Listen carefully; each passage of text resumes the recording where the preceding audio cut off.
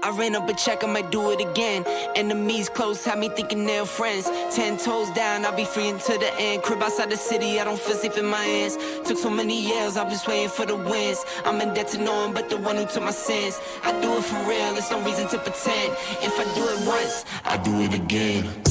Add it up, bankroll, euro, peso, add it up. I'm just doing me, everything is on me. Oh, you matter what? Add it up, bankroll, euro, peso, add it up. I'm just doing me, everything is on me. Oh, you matter what? Add it up. Told her if it's all me, everything is on me. Gon' back it up. Matter what? Told ya I'ma do me. Why you hating on me? It's not adding up. I do roll like a Mack truck. Country heart, I might cop a farm and go act up. Lot of scars, I was cold-hearted, now I'm back up. Keep it real, I do this once a month, I don't rap much. I just take the money and go stack up. Only buying car to get tatted up. All that other bull, it don't matter much. You only climb me, I put the ladders up. I ran up. Good evening, YouTube. How is everybody doing today? I am Anthony. This is Mike, almost mediocre sports guys. Get ready for another exciting Saturday night. How's it going, Mike? Pretty good, sir. I'm actually Mike, folks. I'm in the witness protection program. This is just between me, you, and Anthony, so nobody else should know about this, although they may know. I'm not sure. I think everybody out there in the YouTube committee now is gonna know what's going on. Well, Hey, good real luck. quick before we Good start. luck. Yeah, I'm not counting on much. I think the authorities will be showing up anytime. That's another day, another topic, folks. Hey, quick question, bud. So when you guys clean, is it like a major project? And by that I mean, is it hard to get motivated to clean the house? Depends. It depends on the situation. I mean, if it's more, because I feel like for myself, like I have a harder time trying to get motivated just to like do like a quick pickup around the house Yeah. than I do to be like, okay, I got to get a full cleaning, of the house. I don't know. We cleaned today, and it's just it becomes like this process, and I don't know. Never do much for the quick pickup, but the ones that take a little bit longer because of the size of the house and everything. Sometimes, and all we have to do, sometimes it can take a couple hours.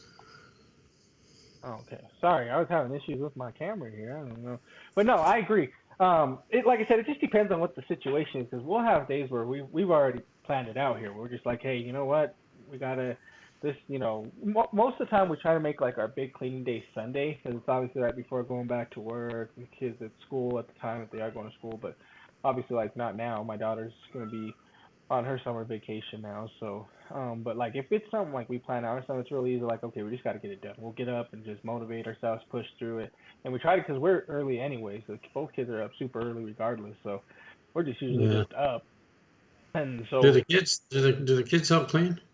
they do for the most part. Yeah, I mean, Yeah, clean their rooms. they're kids, right? They're gonna be time you tell them go pick up your stuff, take it, and they're gonna be like, no, that's not gonna happen. You got to lay down the law a little sometimes, and sometimes the law isn't always the winner because I don't always win with my kids. So, I got you. I got you. but no, they do for the most part. Like earlier, we made sure to stop and clean up the holes, whatever they pulled out. They're good about trying to put away whatever they're playing with. The room's a little bit harder, especially my daughter. She's a little harder to keep her room clean and stuff like that. But no, they do help for the most part. Like they'll get into their same modes that we are too, where it's like, oh, you know what, we'll clean it. But like I have a certain cleaning mode I can get into also. Like I can really get into a good cleaning mode. I'll clean the whole, like I'm talking everything in this house sometimes and Really? like that. It's just, but it is harder to get motivated. Where I get like that's it. But it's one of those where it's like I'm more or less motivated when I just need to just pick up something. Like it's like we just gotta do a quick pickup. I'm like, okay, I'd rather just leave it till the next day and just go to bed or something. Here's what I noticed, and maybe it's just me, or maybe it's just me and my wife, but the older we get, the harder it gets to clean. You know Yeah. that? I mean, like 10 years ago, lots of motivation, get it done every 2 weeks without missing a beat. And now it's, kind of 3 weeks. If it's not really bad, well, we'll see. I mean, it's just, I don't know. I don't know. I wish, my dream is to hire somebody to clean. That's my dream. Oh man, well it's good to be back again here for another exciting week of this. I hope everybody's had a good week so far. Obviously Memorial Day weekend. Hopefully everybody's got Monday off too this week. I know I'll be enjoying that Monday off for sure. Mike, you got Monday off? I do not, sir. I do not. That's Oh okay. no. You know, I don't really, and even Christmas and Thanksgiving, I guess I kind of struggle with for like holidays. Well, for But if you me, start talking like Fourth I, of July and yeah, Memorial yeah. Day, So Labor Day, I don't I've care. always thought about that myself. I'm like, I mean, if you're paying me to work them, I mean, the only ones I would say I absolutely would want off. If I ever went to a store or if I ran my own business, I'm like Christmas and Thanksgiving absolutely off every single year. Those are Yeah. the only ones I need off. That's the only ones I care about. Just I don't care about even not even New Year's anymore, right? I don't care about going out for New Year's or staying up till midnight. Yeah. Do None of you that even care about stuff. do you even care about your birthday? Not really. Not anymore. I don't either. And it's not um, the whole age thing. It's just I don't give a crap. It's just another day. I mean, yeah, I don't know. Yeah, maybe everybody starts to lose that interest. Their late 20s, early 30s. I don't know what it is, but it just becomes another day. that's exactly it. It's the same for me. I don't really celebrate it like I used to or anything like that. But you know, I enjoy the Super Bowl. I enjoy the Super Bowl more than my birthday. I would say the same thing. I'm with you on that one. The Super Bowl, the World Series, finals. I guess maybe I don't know. Yeah. Although the finals ain't gonna be too exciting anymore now the Nuggets are out of there, huh? Jesus Christ, what did we do? What did the Nuggets do, Mike? What more do they want, right? How do you lose your first two? You run off three in a row, whatever. Find a Get way to get into crushed. game 7 because you get 49. destroyed by 49 points. And then you go That into was game 7 and you can't pull it off after being up by 20? Yeah, and it's kind of like you and I were talking about, Bud, and I still wanted this. And you had some good insight too. I go back to the fact that I just think they need another big. They need a better bench. We both know that. I mean, it was obvious in that series. They just and not taking anything away from Minnesota, folks. They are an excellent basketball team, and they're where they should be. I mean, they deserve to be in the finals. Obviously, they're struggling a little bit with Dallas, but that series could still go 7. It looks like a good matchup between the two. But it just became evident, and we saw it even in the Lakers series. The Nuggets, something's, and you even talked about this during the season that something was missing. And you've talked about certain players over the last couple of years that you think, Michael Porter and that type of thing, and the loss of a couple of guys from last season. But they just don't seem like there doesn't seem to be any urgency to address these problems. You and I talked about this off camera with Joker. And at what point does this guy potentially? Because we both know, like we've talked about on one of the previous podcasts, he doesn't exactly come across as massively motivated to stay. I mean, he Yeah, just doesn't. I'm It's with not his you. I'm priority. with you. This Nuggets team, it just seems to, and obviously I don't want to say too much bad things because it's a great thing that they finally got us a championship. This is something we've been waiting for years on years for this to finally happen. But I just don't like the way that they kind of allow things to kind of spiral out. And maybe it's the lack of a championship, right? Not knowing, it's not Malone hadn't won one before. Nuggets ain't never won one. Everything kind of spiraling out of control because I'm sorry, and I said this before, letting Bruce Brown walk out that door was the worst mistake that the Nuggets ever made. And I get it now. Bruce Brown's a journeyman, so it didn't work out for either one, right? I mean, he should have just probably stayed with Denver. Denver should have obviously paid him whatever the deal was. I don't know if it's money, if it was something else, whatever it may be. If it was him wanting to go check out his other options, well then he screwed up. If it was the Nuggets not paying him enough to stick around, well then we screwed up. But at the end, it's like Bruce Brown was one player that you cannot let go of this team. He was the sixth man. He's somebody off the bench, like you're saying, where they need a little bit more off that bench because sometimes, yes, there are times where these players that start for us do not play hard enough, in my opinion. And what I mean by play hard enough is they got to step up when it's time for Jokic or Murray when they're off. You can't expect Murray and Jokic to be complete for 82 games. I'm sorry, but No. these guys cannot be that way. Okay, so what you need to do is when they have a game that's off, you need to have somebody like Gordon who did step up in the playoffs, drop 27 in one game. Um, Porter needs to step up. He needs to be that guy. Like The other thing is he doesn't need to just step up when Murray and Jokic are not playing, right? It's more a step up when throughout the whole entire season. And I'm not asking for a whole lot, right? 16 and 8. You know what I mean? 16 and 8. That's not terrible. 16 points, 8 rebounds. That is not awful. Considering a lot more rebounds are going to come from Jokic. Murray's, it can get his rebounds and like that. Gordon will get his. 16 and 8 is not a lot to ask. For the number 3, he should be the number 3 option on this team. And to be honest with you, he's probably number 4. Gordon's probably the number 3 option on this team over him. That's sad to say with that. Obviously. Well, no, you're talking about a guy who's making $180 million. Exactly. $180 million. And this is what his production is. And it's not just like you mentioned before, it's not just this series. And, we saw it last year too in the playoffs, and he had his moments. And he had his moments this year with the Lakers and a little bit in the Minnesota series, but not enough. There's no consistency there. And for $180 million, there can't be these inconsistencies, not to the degree that he shows. That's the next KD. That was the guy that they're saying is the next KD. You got to be kidding me here, right? I get it. I understand that he showed signs that he could be good. He had the injury. Now, will I say that injury is bothering him? I don't think so. I honestly don't think that back's an issue anymore. He hasn't really had any issues. He played basically a full season, I believe, this year. No, I didn't hear him sit out very much this year, with any back issues if it was, him out. So I think he's healthy, right? So a healthy Porter means that he should be a great Porter, which he's not right now, okay? So here's my thing is, how do you let Brown walk out the door, you still have Porter on your team?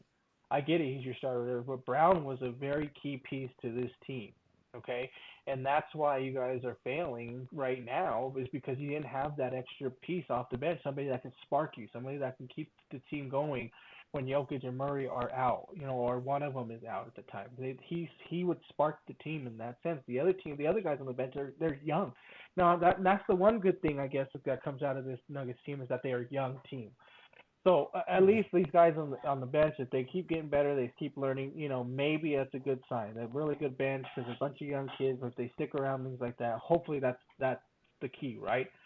But we don't know that for sure. Bruce Brown would have helped these kids get better, learn better. I think he's a great mentor too, but obviously, like I said, both decisions they made didn't help because he's a journeyman now. He went to two or three different teams so far this year. He could be stuck with the Nuggets right now, making another run to the finals, but I don't know.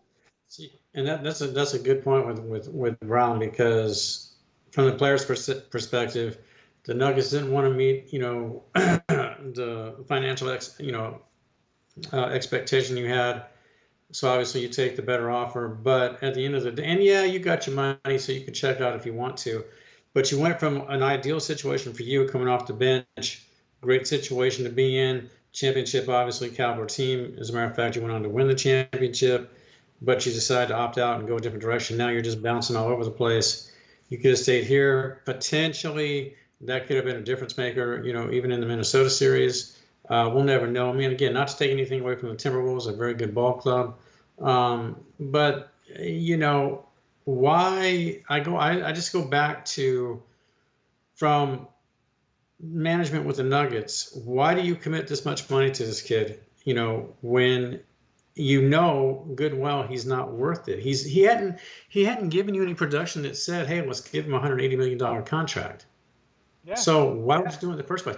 Are you telling me that there were other teams out there that were giving him this offer or something close to it, and so you had to do this? I don't think so. I don't see that happening. I don't see that anybody was giving him that kind of money. I just don't. I cannot see that. He hadn't shown anybody yet.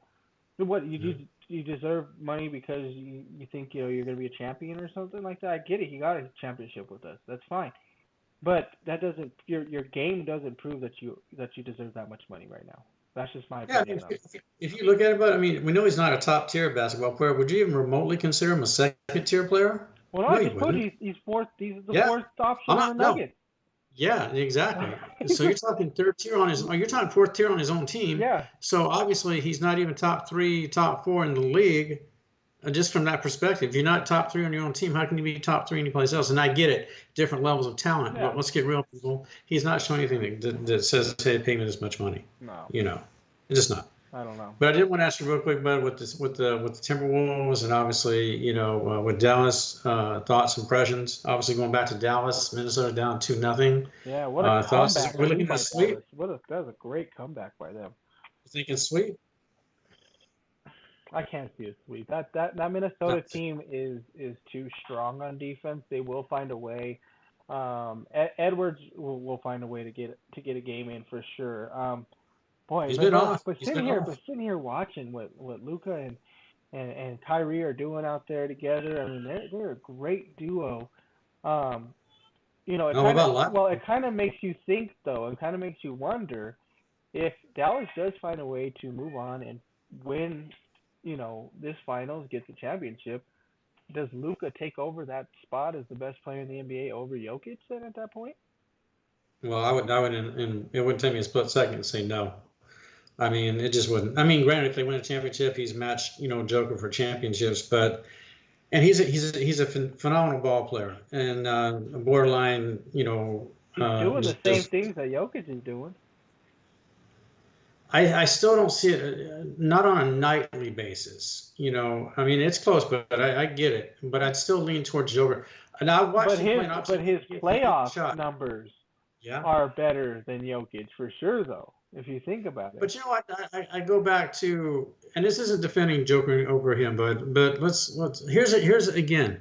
It works two ways. Joker's got to go above and beyond to compensate sometimes for what nobody on the team apparently wants to do. At least Luca's got some guys on his team, that are willing to step up and step out, so to Oh, speak. they've done And a really great job with this you know, Dallas Mavericks team. oh yeah, Gafford's yeah. another one that's really good. I like Gafford a lot. I think Gafford's going to turn out to be pretty good with them. And this Dallas team's going to be dangerous for a little bit. But I'm just saying, I think for a few years here, 2 to 3 years, obviously with Jokic winning the championship, everybody just kind of seen Jokic was going to kind of take over. And I think everybody was thinking that this was going to be his league maybe for a little while, and maybe Denver was going to kind of stretch this out. But the West has been doing really good with their younger Yeah. teams here all of a sudden. And what I mean by the younger is this Minnesota team, that Oklahoma City team. They're really really good. Dallas is a young team also, even though Yeah. they got Kyrie on there, but they are still a young team, and there's a lot of great teams. So it was hard for Jokic to establish himself, having an era, having a run here, because Yeah. I think obviously Luca's in that talk now. Shea is in the talks of being one of the best. Victor Wembanyama, I don't know what he's going to become, but obviously as great as he looked his rookie season, he keeps going through. Who knows to say what if San Antonio comes back? I mean, you got Pop still, Yeah. right? I mean, Pop's coaching this guy. I mean, one of the best, one of the greatest, if not the greatest coach, ever. It's hard to say who's good anymore. So it might be a time where Jokic may not be that unanimous number one in the league anymore. You know what's interesting? I don't even know if you saw this, but and I saw this yesterday, and the article was, and again, I'm not going to quote verbatim, but the gist of the article, as it relates to the Mavericks, was, the play they're getting at the center position right now with this kid, the rookie, but he is absolutely blowing out when he needs to. I watched him last night, or maybe it was game one, but the kid has a really good sense of where to find the open man, certainly inside the paint, underneath the rim. I saw him take a rebound, kick it out to Luca. Luca's at the three and just drops the shot. His court vision impressed me. I go back to the article itself dealt with, I think you and I may have talked about this last year. Dallas admittedly said, hey, we tanked the last two games because we're looking at a draft pick, and we Yeah. didn't think we were going to be able to advance very far in the playoffs. I don't agree with that. I will never agree with that. You take what you've got and you try to maximize it and run with it. That's what you're supposed to do. That's what you're there for. Now, the other side of it is people saying, hey, but look what Dallas did with it. They got that pick Yeah. they wanted. They got the guy they wanted. And now, look, it's paying dividends. Yeah, but if you do that, then you establish a precedence to every other team that says, hey, man, if we're looking at this pick, let's just toss these games and let's just get I into the mean, draft. let's be honest. It doesn't always work. Exactly. Are we still trusting the process in Philadelphia? Because granted, they're still a good team, but I don't see a championship yet. So we're still trusting the process, right? I mean, or what are we doing there? So it doesn't always work. Yes, they got the players they wanted. I get it. I'm with you on that one. I don't like the whole tanking either. I think that's garbage to tank just to get a better player or something like that. I mean, obviously your team's bad anyways. Just play the game out. You're probably going to lose regardless, so it doesn't really matter. Yeah. But I mean, no, I get it, and like I said, I think now, unfortunately, we're at a time where I think there's just a lot of good players right now out there in the league where it's going to be hard to kind of definitively say he's the best. It's going to be whoever. It's going to be going right now. I think we're at a time where it's going to go by year. Whoever wins MVP that year, you were the best for that year. It's not gonna. I don't think there's anybody that can run with this right now. I don't think Jokic can run with it for another 5 to 6 years, saying that he's the best in the league.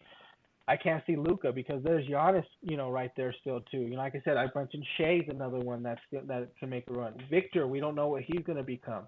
He could be that guy too. Tatum, I think, is another guy that comes here. That's another team that I wanted to talk about because a lot of people are talking about the other guy is Jaylen Brown. Now, we talked about how good. Everybody knows how great Tatum is. Now, if Jaylen Brown's just as good, and some people are fighting that he's better, which I don't agree. I like Jason Tatum better than Jaylen Brown.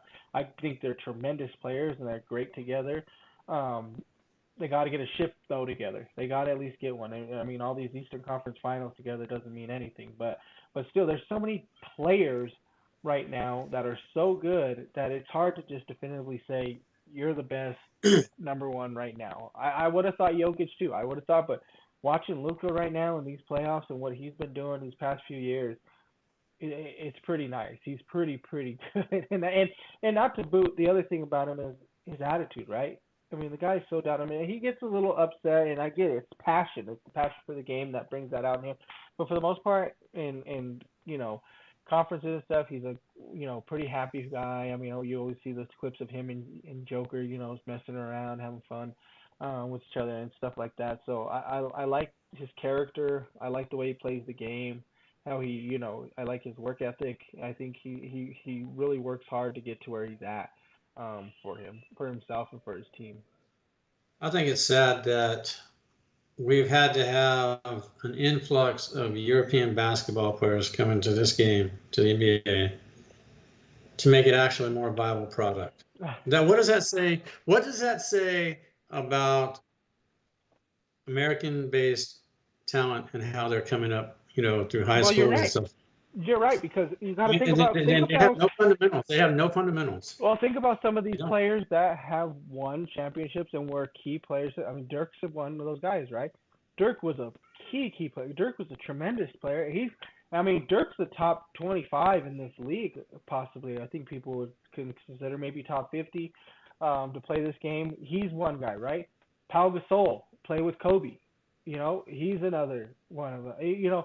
We see it. We didn't see it as much back then, but we are seeing it more often now. And I get it, but I like it. I like it, to be honest. No, I love it. Yeah, because the other thing is, like I said, it brings. I love these guys' character. I like their attitude when they come in here. They're playing for. We talked about this before. And the more I watch these guys, this is something we've always talked about is not playing for the love of the game anymore. These guys play for the love of the game. When I talk to you, Jokic, I think Jokic is going to retire in the prime of his career. Does that mean maybe he might not show up this next year? It may not. But he may not be here for only a couple more years, right? And he's still in his prime. And I could see him walking away being perfectly fine. Same thing with Luca. I could see Luca do the same thing. Man, I can't win one. Oh, well, whatever. I'm going to move on and do something else. I think he's going to be a little more stubborn and play longer than Jokic would because I could tell just the difference between the two. Maybe not, but still, these guys, they just come in for the love of the game. They play it because they love doing it. They're trying to win. They're competitive, but they're not angry, if that makes sense. You know what I mean? When they're being competitive, because there's that competitive angry where it's just like, no matter, I'm going to win no matter what. Whether I have to get into a fight with you, I can't, keep my composure, things like that. They don't have that. They have good competitiveness where they can go out there and they just play hard every night. And you never hear them complain about anything, rarely. It is very rare that you hear anybody like Luca, Giannis, Jokic complain about a lot. I mean, yes, you will hear it every once in a while. They're an athlete. You're going to complain about certain things. You have to every once in a while to kind of get your point across. But for the most part, it's not something you hear constantly every single pregame or every single postgame, anything like that. No, and and I don't want people to think sometimes, particularly the younger fan out there, that this is a new concept of European players coming in. I think the what's noticeable is the volume of European athletes that are in the league now. If you, I mean, you can go all the way back to, and I just this is off the top of my head with Devin Shrimp, and you know who I'm talking about, Bud. You're an appreciator of his game. You didn't really remember this guy playing, Yeah. but this is, I mean, European players Oh yeah, Shrimp. have Well, you got Shrimp. You yeah, had Stojakovic. yeah, Petrovic. they've been there. These guys are shooters. Those guys are some Yeah. shooters. And to your point, I mean, even back, with what we're talking about, even at that point in time, those were guys that were about winning. I watched these guys play. Your dad watched these guys play. You got to see some of these guys So play. here's another question for you. So here's something. So I was kind of catching a little bit of this off of Gil's Arena. They were talking about different eras and things like that in basketball. So I think I didn't catch the whole thing. I'll have to go back and see, but I think they were just talking about basically the 2000s and 2010s era, and basically because that 2000 era is kind of when Rashad McCants and Gil were there, and then the 2010s, Brandon Jennings is on the show with them too.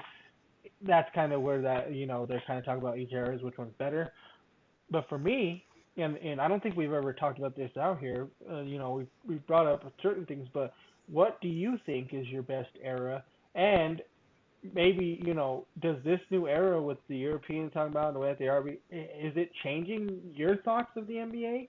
Because I know we talked I about not liking watching it as much, it's to kind of take away, but are they maybe giving you kind of a difference in thought about going back and watching more NBA? they're giving me hope, but they're giving me hope.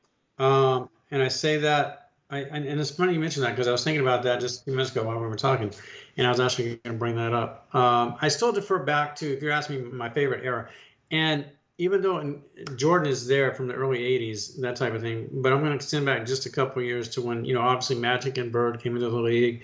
They they reestablished the NBA, so to speak. They set it in a different direction, faster pace, talent was off the charts, and then obviously Jordan steps in and we start going to another level. But I thought what extended through the '80s was exciting basketball. On the back end, I was a little frustrated because I thought defense became the emphasis, and surprisingly, I mean, scoring was at a low. I mean, we were talking '80s, in games, '70s, high '80s, or high '70s, low '80s. These were the finals. I mean, these were the final scores, and I was never a fan of that type of basketball. So I still defer back to the early '80s and to probably the early '90s. But to your question, and yeah, you and I've talked about that. We're both pretty down on where the NBA is right now, to the point that it's affected our ability to watch it. But I use Minnesota as an example. If more teams could take the example that Minnesota is showing about defense and what happens when you play it and you work at it, you take pride in it, this can carry you. I mean, this can carry you potentially to the NBA Finals, potentially to a championship. I don't believe all teams can mimic this, so to speak, because you've got to have a full commitment from your team as a whole to do it. We'll see. But to a bigger point that you asked, I think the influx of the European talent makes the potential for the league itself going forward very, very exciting, with a lot of upside. I just hope, I'd like to see a combination of U.S. athletes, kids that grow up here who come through the system. I'd love to see them, focus on the fundamentals, work together with what they see through commitment and talent and drive from the European players, and collectively make this work. And let's just have a better brand of basketball. So I think there's a lot of upside to that, and I hope that going forward, this is what we see. So I do believe the future can be brighter based on what we're seeing right now. Yeah, no, I agree with you for sure. And like for me, I'm it's kind of torn because when I think about the question, there's a difference when you answer the question, right? Because there's a difference if you're asking me what I think is the greatest era rather than which one I like the most. Because if you're going to ask me which I think the greatest era is, you're kind of torn between the 80s and the 90s. That's where I'm kind of torn between the two. But for me, I'm more, if I'm talking about which one I like, just enjoyed the most in watching and was more into it, it has to be the 2000s. That would for me. And obviously the main reason is those. I mean, I would love to say the '90s mostly, but the '90s mostly just because it's just Jordan. That's the main reason why. But other than that, going into the 2000s, that's when I was able to understand the game more, be involved in it more, play it more as I got older, things like that. Obviously, like that I mentioned Kobe being in there, but then also in 2003, the Nuggets get Melo. Nuggets starts peaking, right? This is when we start getting really good. And I told you guys this before, and I still think this regardless, and I probably would have changed my mind had the Nuggets gone back to back and won, but that 08 team or the Nuggets, I still think is probably one of the better teams that we've ever had, if not the best team. Even though we're gonna say obviously last year's team's better, I get it. They're the champions. If you want to say that, that's fine. But I still think if you put that 08 team against last year's team in a 7-game series, I still think that the 08 team is going to find a way to beat them. So that's I kind of for guarantee me. yes. Because I mean, you think about like the matchups, right? You got to think about each matchup for each one. And for me, I mean, obviously we've already had this discussion. Nobody's stopping Joker. I mean, let's get rid. It doesn't. I don't even care about a lot of people in those errors, stuff like that. On that Nuggets team, I mean, he's gonna struggle with him, as is anybody else gonna be. As far as it goes, point guard wise, you got Billups against Murray. That's a huge. I mean, that's kind of a toss up in a way, but I would still give it more to Billups because I like Billups' defensive ability. I believe on that. So I give that a little bit more over to Billups. He's smart too. Billups is a great ball player. He's really really smart. His IQ was really really good too. On that. But then you look at the shooting guard position. That's where both teams are kind of a little, you know, they didn't have the best players on the team. And I'm not saying KCP is not a great player. He's a really good role player on the team. He does what he's supposed to do out there, and that's why he's such a great ball player. But in the end, he's going against the Flalo, which was an amazing defender at the time. They're both great defenders. I think maybe between the two, they probably just wash out each other either way. Yeah. On that. But then this kind of gets into this whole thing where with the power forward position, and I get it. Aaron Gordon has really stepped up. He's playing great ball. You know, but I just can't see him being. Kenyon was a different ball player when he was with us. He did everything. He was a great defender. The guy could score when he needed to. He was a great. I don't want to say bully, but he was an enforcer, right? I mean, people were scared to go inside on this guy. So that's how. And then the big huge difference of this, and we just talked about Porter earlier, but you're talking about Porter on Melo. I mean, I'm sorry, but Porter's getting eaten up. He's going to get eaten up by Melo. I mean, Melo's going to destroy this kid, right? So that's part of the big reason why I'm thinking that, there's no way that their team could beat him, because unless somebody else switches on it. But then what are you going to do? You're going to switch Gordon on Melo and then Porter to Martin. Martin's going to destroy Porter at that point. He's just too big, too strong for him at that. So there's not very much you could do. And we even talked about even off the bench. Even if it is the championship team, Bruce Brown's not going to stop Melo. He's just not tall enough, to be able to. I mean, you're talking about what 6'8" Melo was, 6'8", 6'9", to Bruce Brown being 6'4". Right? I mean, that's a huge difference there in height. He wouldn't be able to. I don't know anybody else off the bench that could play defense enough on Melo on that team. There's nobody on that team I think that could stop Melo at all when you really think about the whole team, except for Gordon.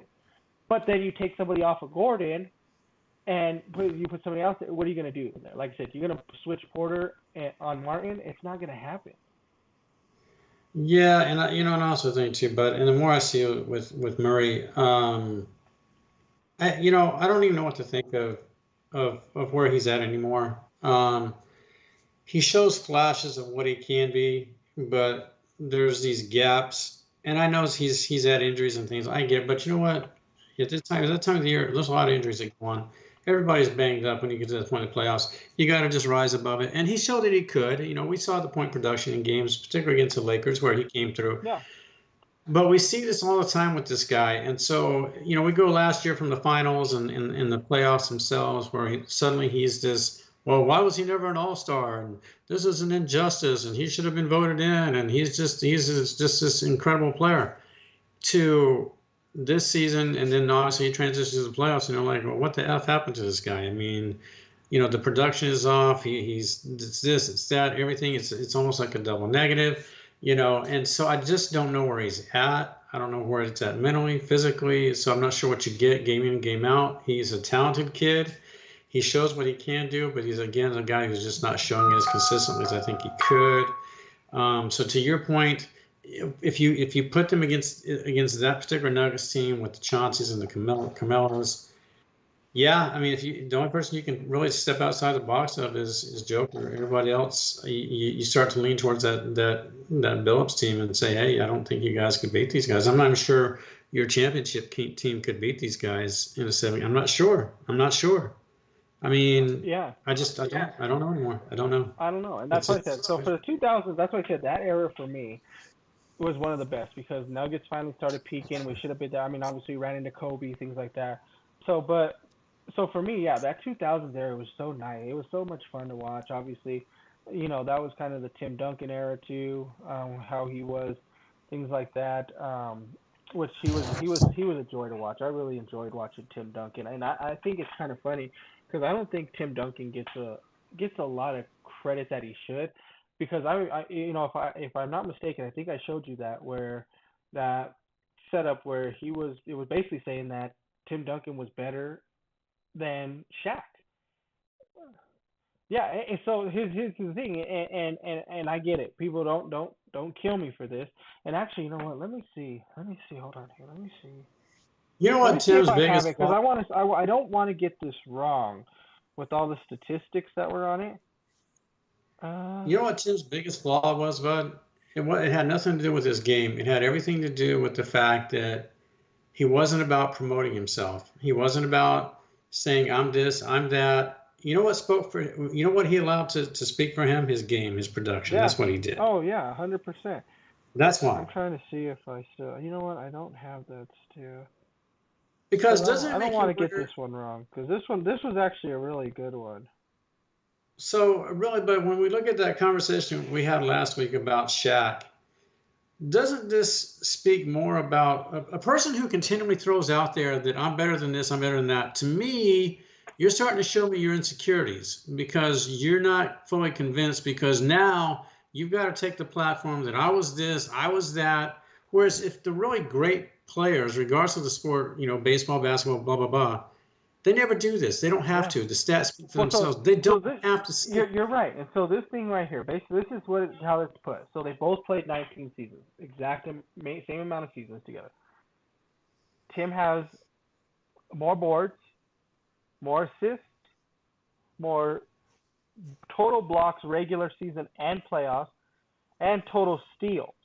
He has more MVPs, more rings. They have the same number of Finals MVPs. He has more first team All NBAs, more total All NBA teams, more first All Defensive teams, and more total All Defensive teams. And he says right here, I won 2 titles without a top 75 guy, and got it done by a team that drafted me, and you didn't. Can't say that. Can't say because you was in the West, so was I. Can't use era.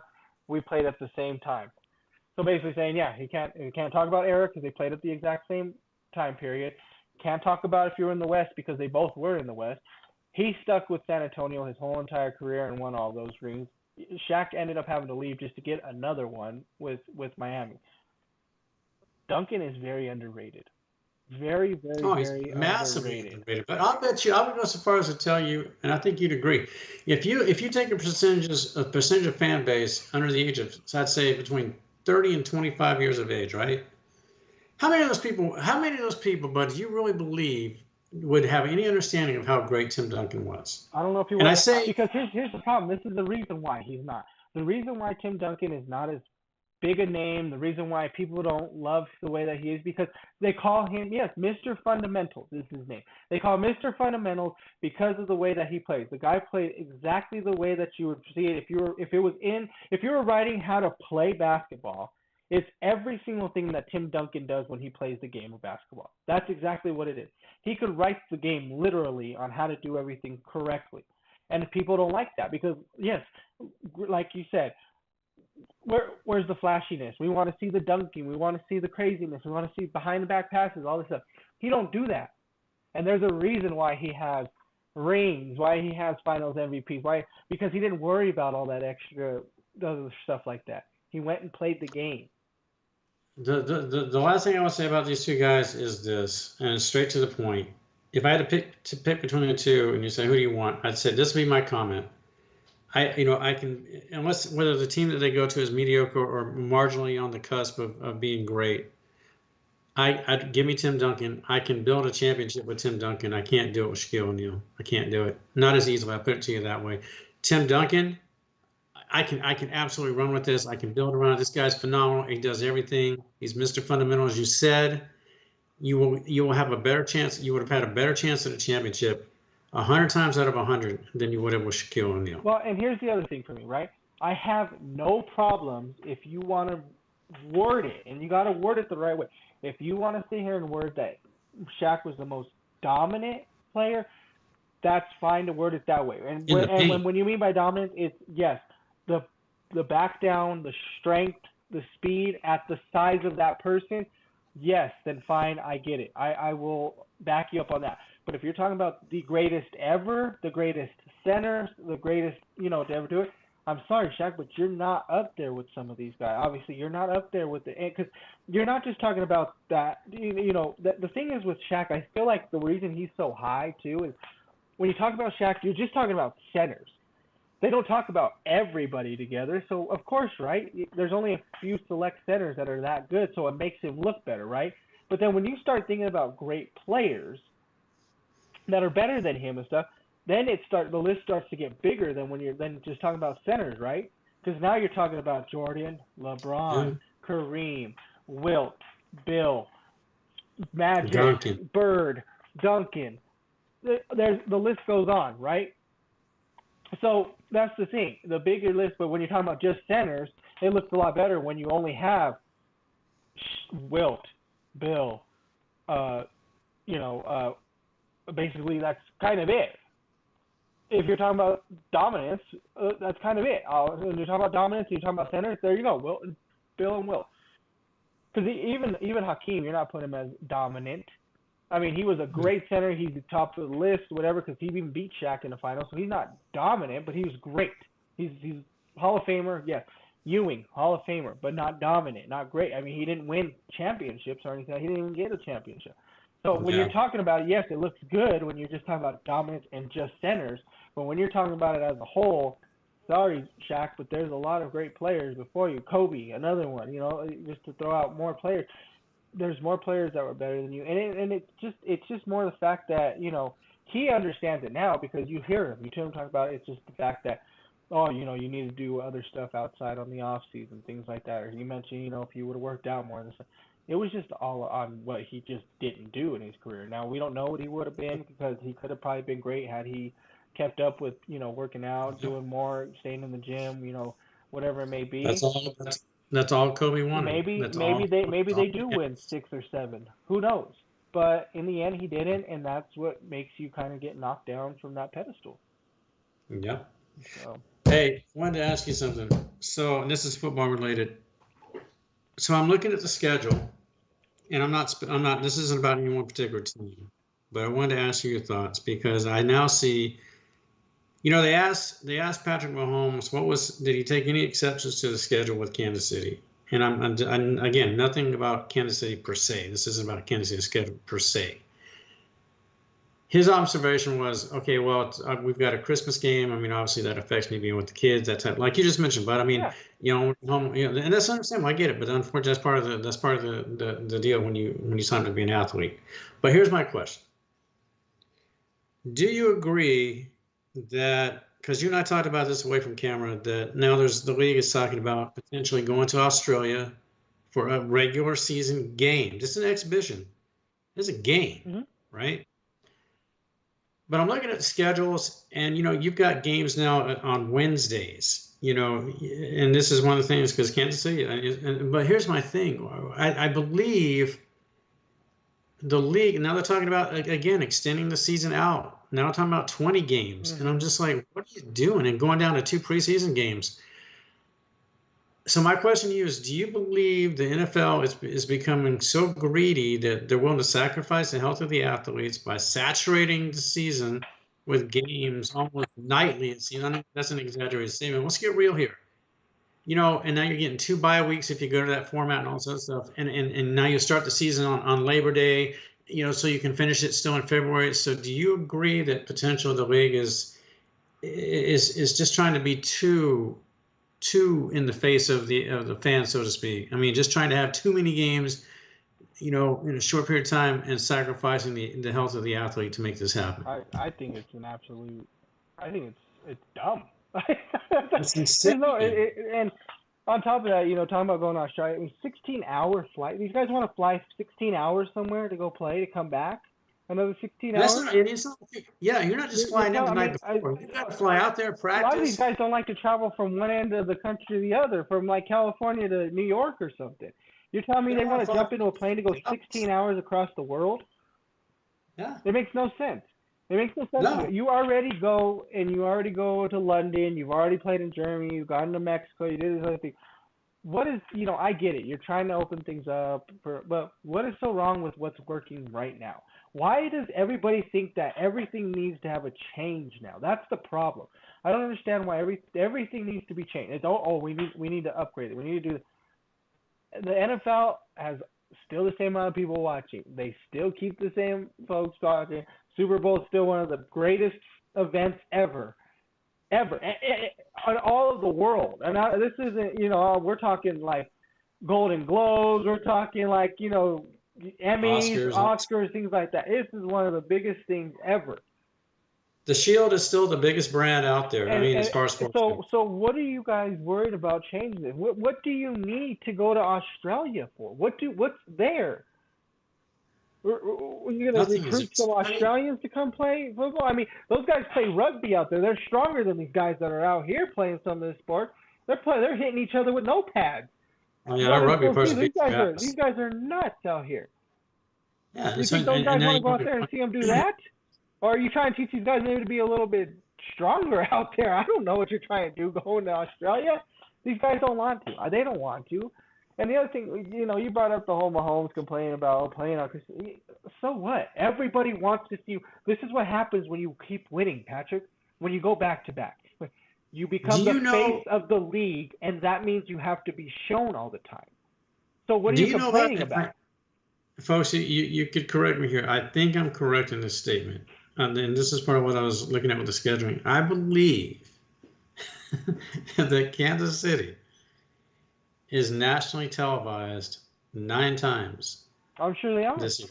Well, because Nine, and that's what I'm saying. This is nine the face times. of, That's half the season. but you know what? That's more But than half this the is the season. sad part, and it's not just Mahomes, it's not just Kelsey, it's not just the Chiefs. It's also the fact that Kelsey has somebody else out there that's going to be shown on TV multiple Oh, I times know. a day. The Swiftie fans, right? Oh, But that's the thing. And Mahomes, I don't care, man. I don't have any sympathy for you. You're an athlete. You make all this money. You're doing your thing. I get it. You want to be the kid stuff, but at the same time, when you're the face of the NFL, you're the face of the league like that. That's what they're gonna do to you, man. And you act like you don't know that is true. You've grown up watching this sport, right? Tom Brady's on this biggest stage. Joe Montana was on the biggest stage. They put these guys on the biggest stage for a reason. You're the same guy. You're the best quarterback in the NFL right now. You're at the top of the game.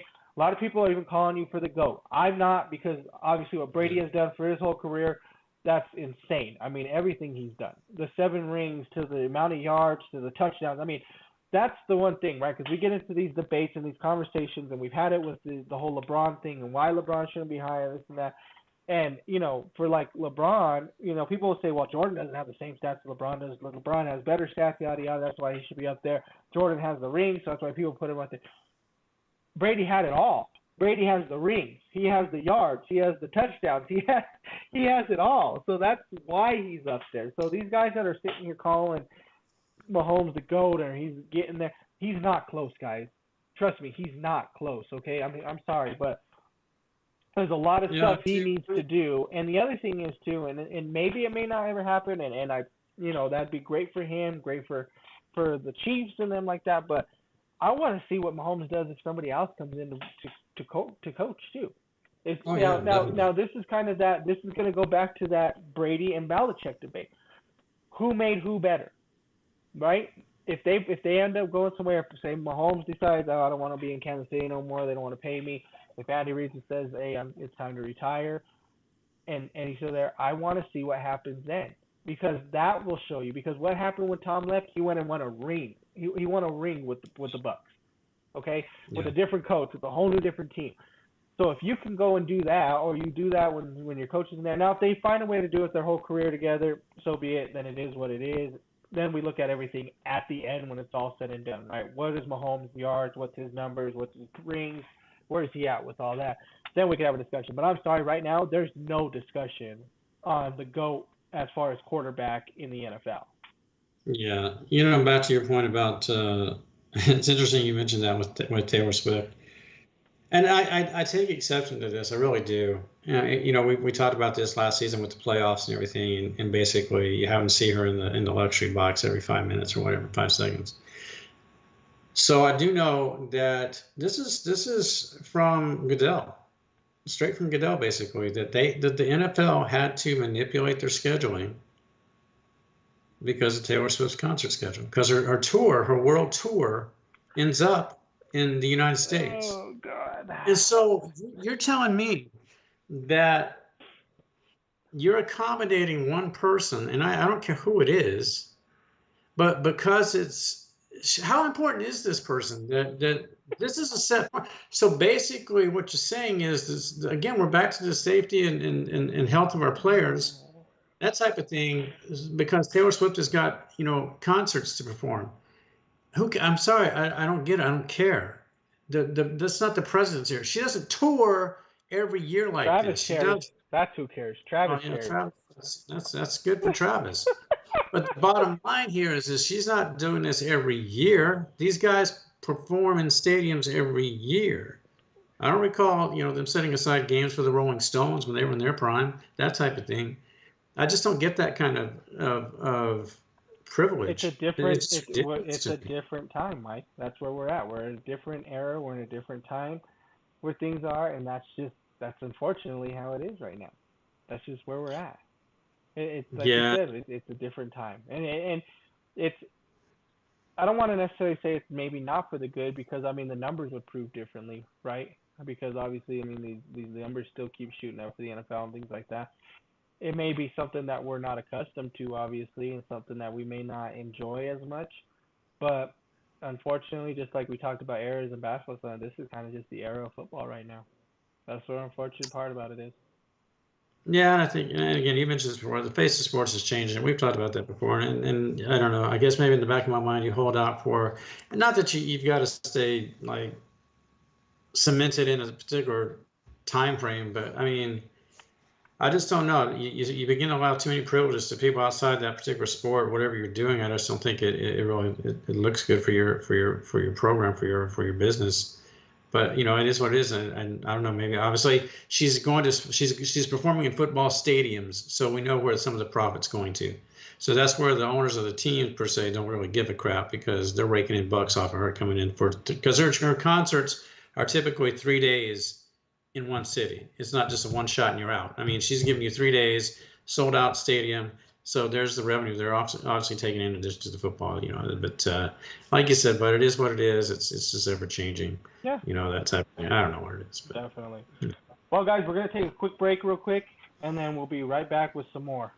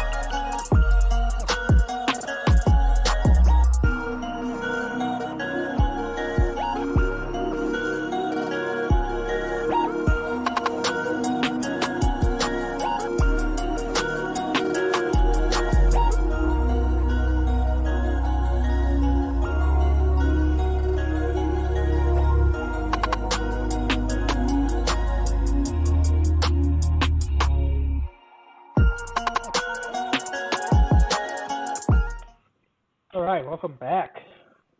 Looking looking at this game here, Mike. Looks like Indiana and Boston. Obviously, game 3 on right now. 48-40.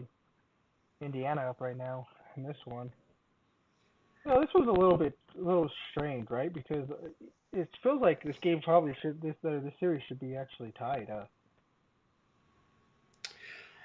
I tell you what, now I didn't see the end of game one. Obviously, you and I both have heard about how it ended. I do know that Indiana misplayed the final shot that Boston had to send it into overtime. I've seen the replay.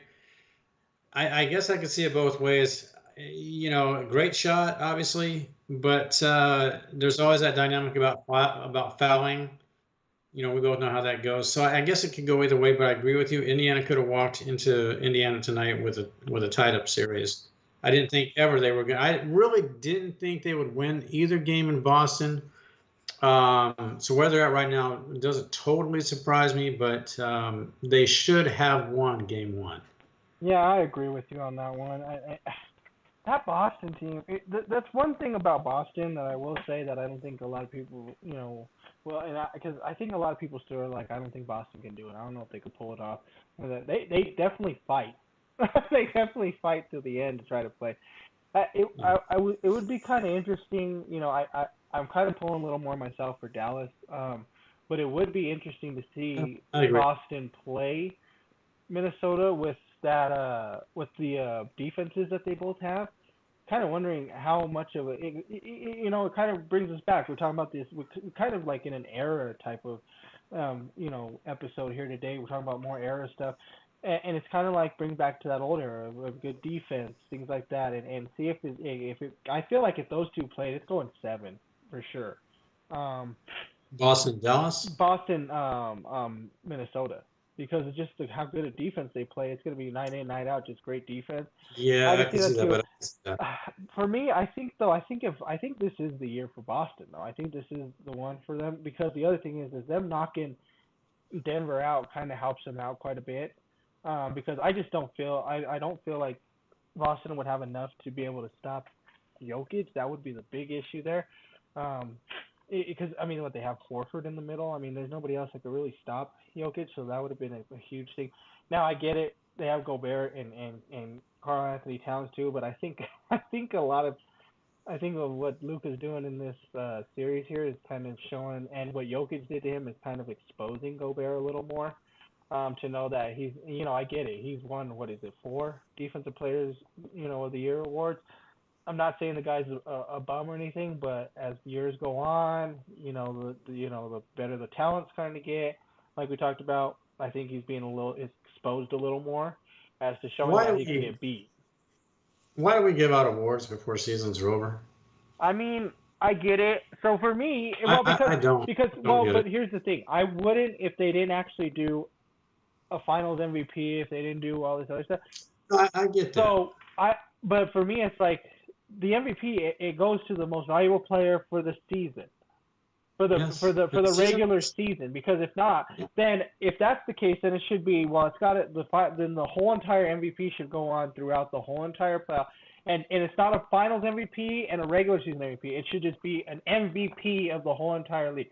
So if you make it all the way, then you win it. But in the end, that doesn't really necessarily choose the MVP, right? Because in my thoughts, because you thought Jokic is the best player in the league, right? But he lost before he got to the finals. So that would mean if we're going straight through, you got to get to the finals to win this, and maybe that's how you figure it out. Well, then Jokic is done. He's not MVP anymore. So now it's between these 4 teams. So Luca was in the race, right? That's one guy that they talk about. Yeah. But Tatum was never up there to be MVP. He would be the main person probably out of all. Jaylen Brown would be another one, right? That's not going to happen. Indiana, Who are you going to put? If Indiana wins it all, who would be considered MVP? And it wouldn't be the correct MVP because Halliburton would be the MVP, and that's not the correct person. So I get why you have to split them and why you have to do it before. See, my perspective is, and almost to your point, but so Jokic right there, he wins the MVP. But if we offer a change to it, okay, so. If we use this as an example, obviously Luca was there, Joker was there, that type of thing. So obviously Joker gets knocked out in the semis. But now we wait to see how well Luca continues to do. If he does not perform better than what we perceived Joker to have performed even up to the semifinal loss, then you still go ahead and you present it to Joker. I mean, if his performance was still better, do you think right now that Jokic is still MVP of the league? I do. Even right now, even though Luca's up 2-0 right now and he won and got to the Western Conference Finals so far? No, but based on the criteria. But if we changed it now, like I was saying, that's what I'm saying. So, because I'm going off of your perspective now. Now that Jokic is out, so we're going off of what you're saying. Since he's out, so does that mean Jokic is no longer MVP now? Because Luka's had a chance to continue forward. Yeah, he's showing that he's still dominating into the conference finals and could potentially dominate into the finals. And I get that for sure, but that's what I'm saying. How far does it go to, though, when you cut it off? Because, like I said, what if all of a sudden you get to – what if you do end up playing, okay, what if you do play Indiana against Minnesota in the finals? Who's your MVP at that point? And what if Indiana wins it all?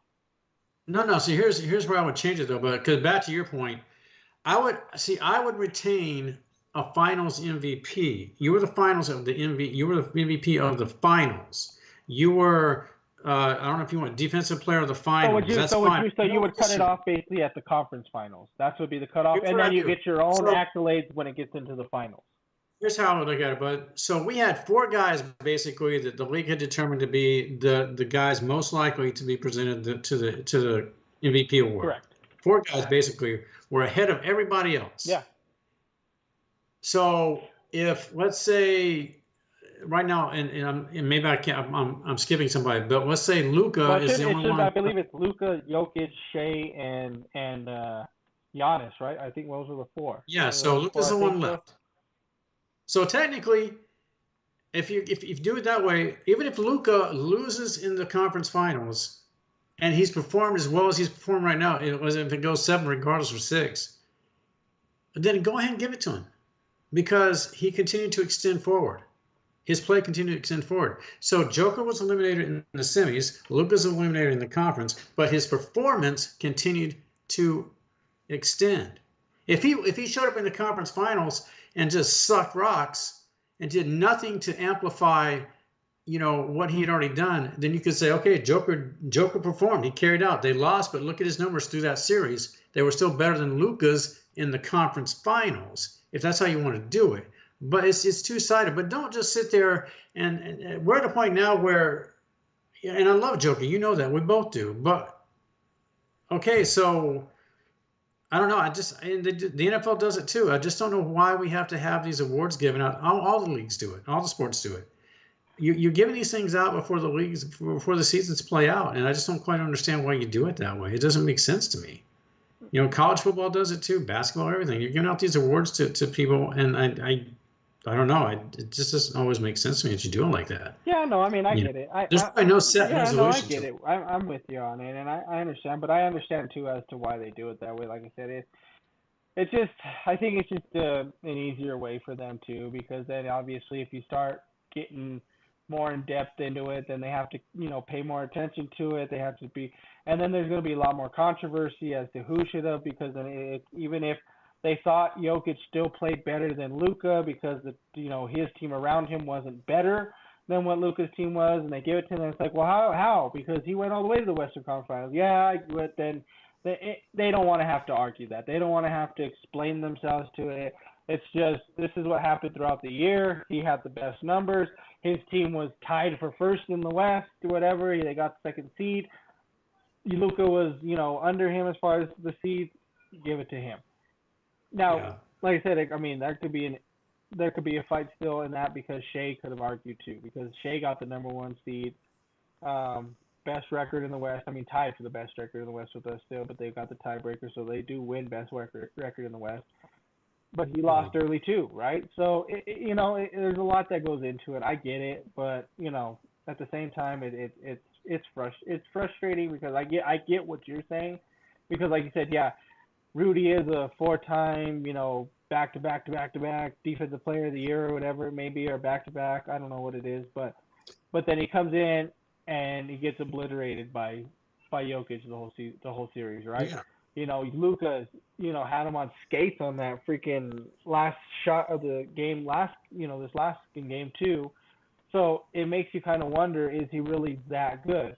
Now, I'm not going to sit here and say he's not great. I mean, you have to obviously play well for a full season to get Defensive Player of the Year, right? Like, that's not just Twice. you earn that. You earn that. So, I don't know. I get it. I'm with you, but I also understand why they do it that way, because there'd just be way too much controversy with it, and they just don't want to deal with it, I don't think.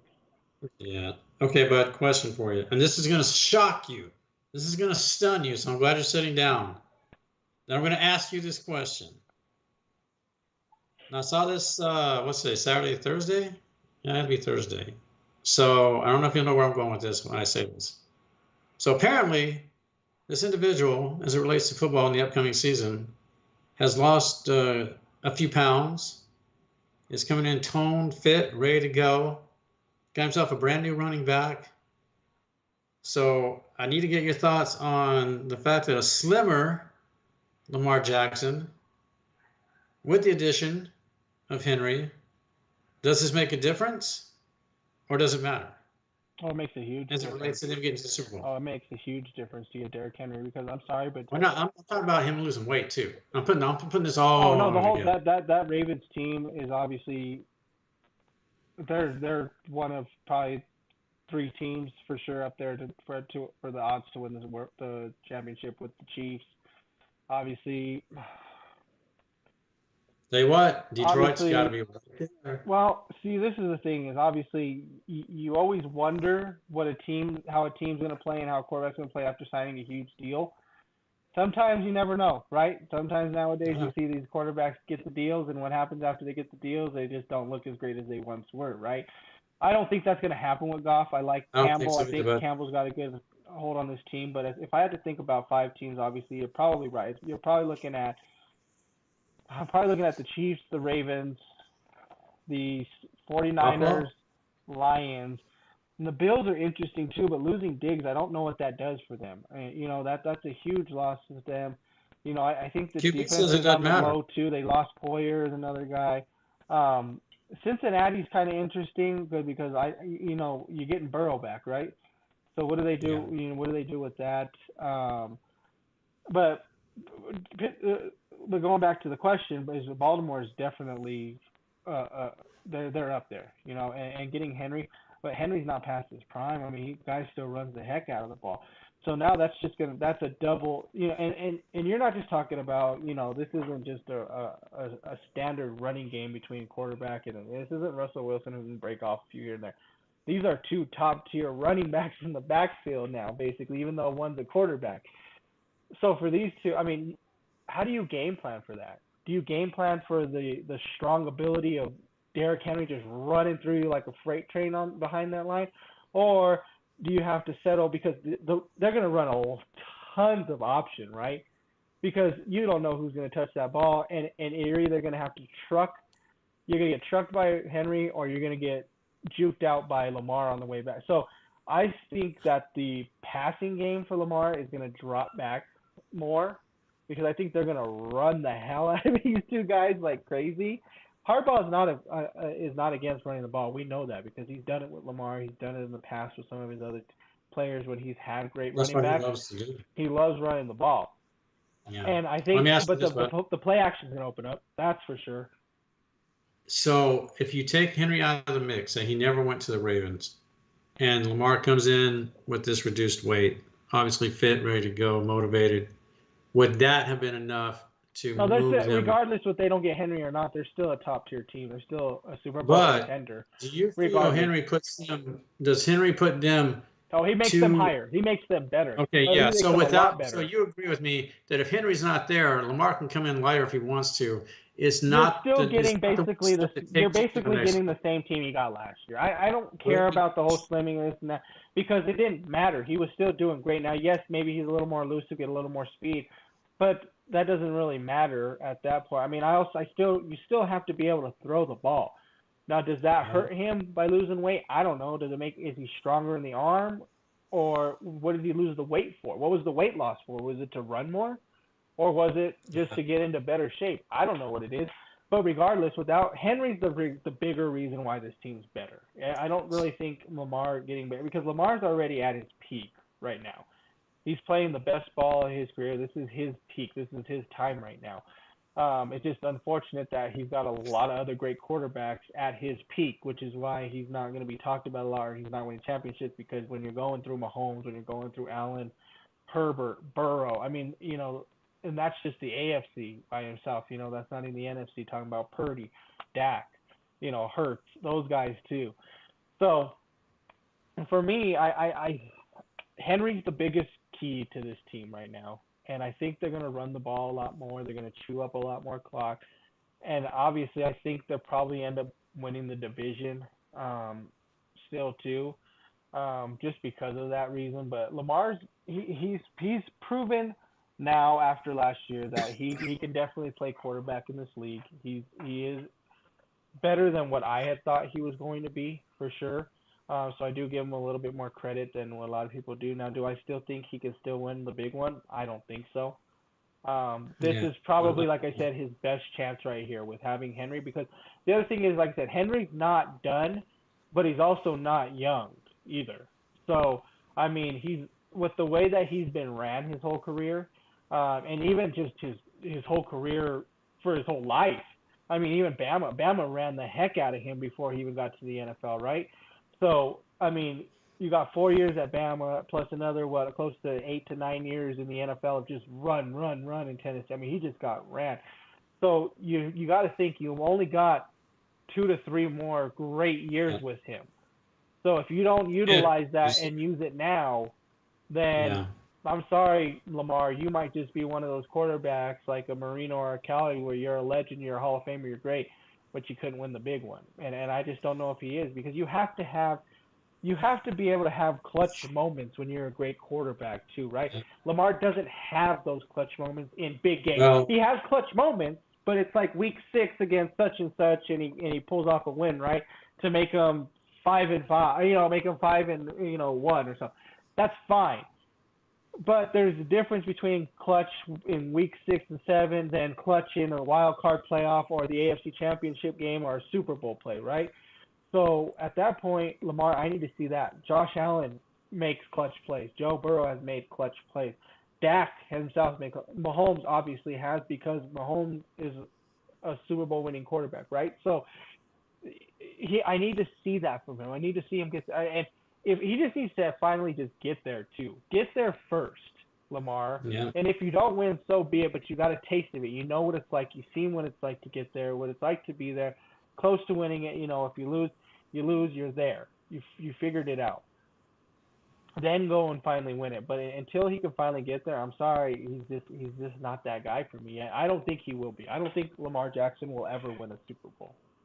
No, I agree with you 100%, bud. And I don't know, Travis is obviously, he's a great ball player. I think he's the first ballot Hall of Famer. We've talked about this. I do believe, Baltimore said that the coaching staff has said they will spot use him, because they know they can't just maximize carries with this guy because he's got the miles on him.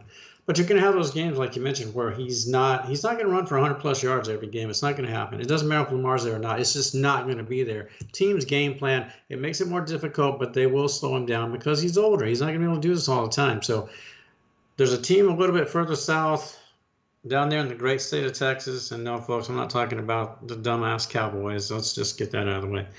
I'm talking about a team called the Houston Texans that I think, if they stay healthy, this is a real strong. Now they've had Diggs. I thought that was a great addition. I think this team is ready to make that push. Yeah. And if everything goes right, Stroud continues to develop, and I think he will. I don't think that was a fluke. I think this kid is primed to have a blow-up season. Yeah, this team is primed to have a blow-up season. Watch the Texans. Yes, I'm with you on that. Me personally, I don't think it's a fluke either for him. No. But we got to get there first, right? We got to see the games. We got to. So for me, I'm just kind of just rolling with them a little bit now. I'm not fully jumping on. I'm kind of just behind the wagon right now and just kind of seeing how it's flowing a little bit. I'm not jumping on the bandwagon just yet because we have seen quarterbacks in their second year, right? We got game film on him now. We got Now, but the other thing is Exactly. yes, you have game film, but he also has more weapons now too. Yes. You're not talking about Nico Collins, who was or Tank Dell, I mean, who was out for the whole year. They get him back. You know, they get Diggs, like you said. It's not Pierce back there anymore. They got Joe Mixon, who was been into the Super Bowl, right? Who is a great running back in the NFL. They So had a good there's a defense. lot of, and the defense is great. And the other thing for me though is the big keys right now for that team. They have everything in Injuries. order, Injuries. but it's Stroud and sorry, Ryan, D'Amico Ryan. Sorry, drawing a blank on it because this is both their second years, right? So Yeah. do either one of them have a sophomore slump thing, or does this team Or just keep injuries. rolling? Because here's the thing: if this team just keeps rolling, they're going to be fun and exciting to watch, and the Yeah. AFC better be careful if this team does look good and they start rolling, because the Houston Texans can easily take off being the best team in the NFL easily and that's hard to say with as good as the AFC is. You're talking about back-to-back Super Bowl champion Chiefs, talking about the Ravens, the Bengals with Burrow. You're talking about the Browns. Yeah, good. They started off with Deshaun will be back. The Bills, Dolphins. So I can see them being that good, and they're so young that's what makes them dangerous, right? The younger you are, the dangerous you are too. Because if you have that much talent when they're that young, and they stick together, I mean, man, you're looking at it sometimes. But this could be a dynasty. I hate to use that word, right? For a team like the Texans to think that they could have that, but you could be seeing a dynasty, especially if Stroud does play this out right. He becomes good because the dynasty starts where? It starts with your quarterback. That's where you get your dynasty started. That's where everything goes. You have a great quarterback to win things. That's what happens, right? Brady, Elway, Manning, those guys had dynasties because they stuck around with teams and they were the right catch. And I think Stroud maybe could be that guy. I think so. That division itself, Bud, if everything, and again, like we talked about, and Bud knows, I'm big focus on injuries. You gotta stay healthy, regardless of what potential you have or don't have. But that division in its own right, Bud, with Indianapolis, with Jacksonville, and obviously with Houston, that has a potential to be one of the better divisions in football. I mean, it really does. There's a lot going on there with the quarterbacks. Obviously, Jacksonville potentially with their quarterback. Again, you're looking at a guy who may be making a ton of money here shortly if they renegotiate a contract, right? Tua's down there in Miami. I guess his contract's a little bit in flux, so they don't know what he's going to do. So that'll be a curiosity, to pay attention to see if they can, get him in time for training camp and everything. So we'll see how that plays out. But I am curious to see what Jacksonville and Houston and Indianapolis do to each other as they go forward next season. I think it's going to be a fun division to watch. And with the new quarterbacks like we've talked about coming into the different teams and stuff, but the Houston division is going to be real interesting. I'm excited to see how that plays out. Yeah, no, definitely. I'm with you on that one for sure. I'm definitely with you. So, Mike, I was going to ask you this question here. So, we both kind of watch and we've gotten into a lot of these podcasts, right? And a lot more seems like there's a lot more that's been happening, and a lot of these podcasts are starting to be taken over by old players, right? That used to play, whether it be basketball, football, whatever it may be. I kind of want to get your thoughts because today, guys, we're not doing a full top 10 today. So we're gonna kind of implement this a little bit, kind of throw some in there, and I would like to know, like, maybe not necessarily top 10, but top 5 guys that you absolutely love listening to now, or watching their podcast, things like that. But maybe didn't really enjoy watching them play though. But after doing this and doing podcasts now, you actually can stand them more on the podcast than you did as a player. It's I guess there's two sides of that. And not so much necessarily me. I just absolutely hated anybody that's got a more successful podcast right now. I will say this. Oh crap! Why am I blanking on him? And I can't believe I am. Remind me, Bud, the guy with Golden State right now. Oh, Why am I Draymond? blanking on him? Thank you, sir. Thank you. This is the one that really comes to mind as far as, and this is sort of the caveat of it. I don't like him as a player, and I really can't stand him with with his own podcast, whatever. He's also making his way onto the television platform. Yeah. He's been there for with the guys, with Charles and them, and I'm not fully understanding that, but whatever. I know when Shaq is gone, he's sort of in the fill-in, I guess it is. Um, some of these guys, the transition from what they do on the court, it carries over. Arrogant on the court, arrogant away from the court, that type of thing. JJ Redick, a guy that I I followed him kind in of thought you college. might bring him up. I thought he might be one Well, of them. but it's not a hatred thing per se. I was going to say that I followed him more in college than I ever really did in the pros because I thought he just became sort of like a Well, the German thing is, playing though, if you pros. think about JJ Redick, though, back then, even if you did, JJ Redick was not the most liked person, though, either. Even when he played at Duke, he was very He hated wasn't. in Duke. I mean, a lot of Yeah. people were throwing out like when Grayson Allen was doing his thing to Duke, they were calling him Jason Redick or JJ Redick at that point because they didn't like him. JJ Redick has never been a liked person, but Yeah. like you said, once he got out, I mean, his facts are always there. He can debate with anybody. He doesn't back down from anything. He's very knowledgeable. I mean, he was a good ball player. I'm not gonna say No, he he was was a great. confident ball He was player. good. He was a great shooter. He was a great shooter. But Yeah. as far as a Yes. ball player, he was good. He was good. I mean, he was a good role player off the bench, whatever type thing. But I thought you might have brought him up, because like for me, like Well, what I was thinking, like for myself, was like, not like Gilbert a lot with what well, he's doing, well, and obviously like well, see, that's those guys. Shen So and it's funny. Those guys on that podcast is funny because I was gonna bring up him and I was gonna bring up Nightcap. Now we both love Shannon. We've always loved Shannon because he's a Bronco. I was never a huge fan of Chad Johnson watching him play. oh no, I didn't like him either. You know, I didn't But like the Ocho Cinco move over and then all of his stuff that he was doing. I was just like, man, this guy is just cocky and all this and that, man. Like, until I started listening to him more and understand him more, I absolutely love Ocho. I love the Nightcap. I do. I love what they do. Shout out to them. They are amazing fun to watch. But this Guild Arena is a little bit different because Rashad McCann, I was a huge, huge fan of. Obviously, he was Tar Heel, right? So Tar Heel, this and that. Brandon Jennings, I knew a little bit about him. I watched him, obviously, in the league. He was a great ball player, this and that. Gilbert, I was always on the fence about Gilbert. Sometimes I was like, I loved him in Washington, and then he was great here and there, but didn't really know a lot about him. Obviously, I'm a huge Kenyon Martin fan too. He's always on there. I love Kenyon, but I didn't realize just how much these guys are exciting to listen to, and more because they are cocky, they are big-headed, and so they don't give a damn. Like they'll talk. Like earlier today, I was watching them, and Brandon Jennings' son was wearing Kobe's high school jersey, and they were doing a live feed. They were playing Madden, they were playing golf, they were just doing a whole fun little tournament with all of them.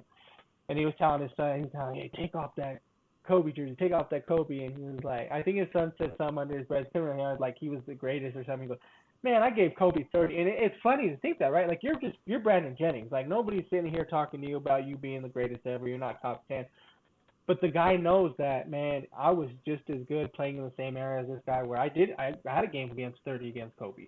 Same thing with McCann. Like McCann don't back down from nobody. That guy just talks crap to absolutely. Yeah. And I didn't know he was that type of guy because I didn't pay that much attention to it because I didn't feel like he was that type of guy at North Carolina when I watched him play for them because that team was so good all around that. Yes, But he's a huge talker. But I like what he does. I like when they get in their cars. And Gil's fun too. I love listening to Gilbert Arenas talk about basketball because man, that guy I didn't realize how knowledgeable he is about stuff. And sometimes he will cook these guys in his arena with some of the stuff that he talks about.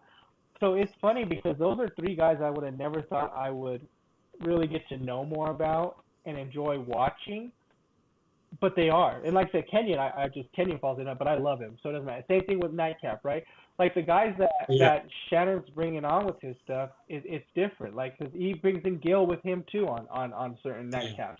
And stuff like that. So I absolutely love those guys. Like I said, Ocho's one of them too.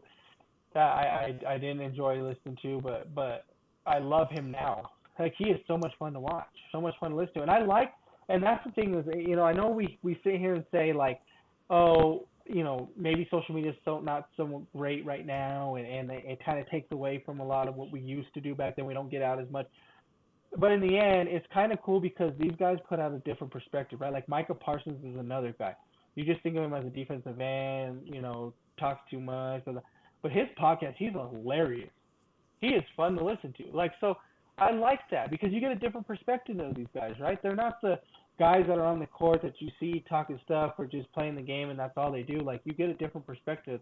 You get to hear who they liked, who they enjoyed watching, and they have a different perspective because they played in different eras, right? So they think their era is the best. They think that they don't want nothing to do with these guys from the 80s and 90s. They could cook the 80s and 90s guys, right? But you didn't hear that before because nobody would talk about it. Because most of these guys that used to be on these shows are guys that didn't even play the sport professionally, right? They're going off of their analytics and their stats and this and that.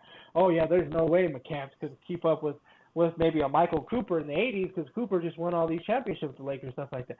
I don't know. Michelle might give it to Cooper, but that's the thing that he could argue. Man, of course I could. I cooked that dude, right? That's what I want to hear. I want those types of things. I want these people to stop being so scared to say that when Everybody's all right. If we're correct. stuck on this, we have to be LeBron fans all the time, and nobody can say that he's not the greatest because he has 40,000 points, this and that. These guys, Mashad will say that Kobe is the greatest player still. He doesn't put Mike or LeBron up there.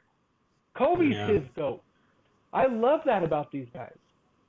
I like, and surprisingly, I know you're not a big fan. I've listened to Kevin Garnett speak, he's okay. and he's actually, he can be pretty insightful, but I actually enjoy him sometimes. He can actually be funny too. And I do, when you talk about what I really enjoy about Shannon and Ocho is kind of what you're talking about, and I see it quite a bit with these two in particular, because if you watch JJ Redick and LeBron talk, right, and I don't think you have, I have actually.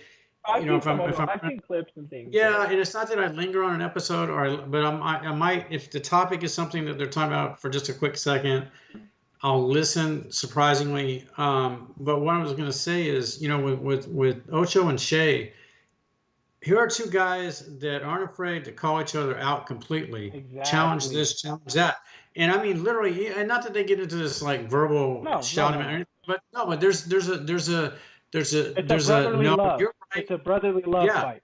No, you're wrong. I'm right. Yeah. No, I'm right. You're wrong type thing. Yeah. Whereas if you transition to LeBron and JJ, I don't know, it's artificial. Yeah. It's a little artificial to me. And more so and I look at that now, and I haven't seen an episode recently, but I keep thinking about, so here's JJ potentially looking to become the head coach, talking to a guy he may be coaching, and you're sharing this podcast. So how real is this? Yeah.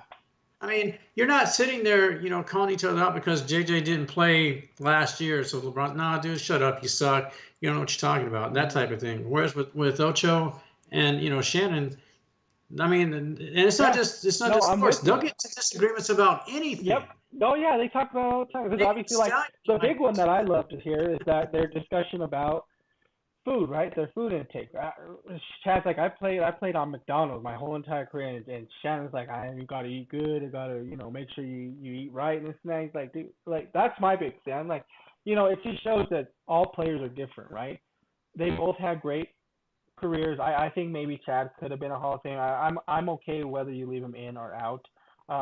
If you put him in, I'm not angry about it. If you leave him out, it's not a big deal either. But I think he had a great enough career where he's on the kind of the fence there.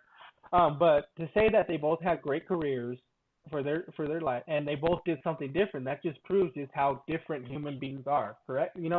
So, but for me, like the other podcast I was going to bring up, and I know you probably maybe haven't watched this, but I think it's an Up in Smoke one with Matt Barnes and Steven Jackson.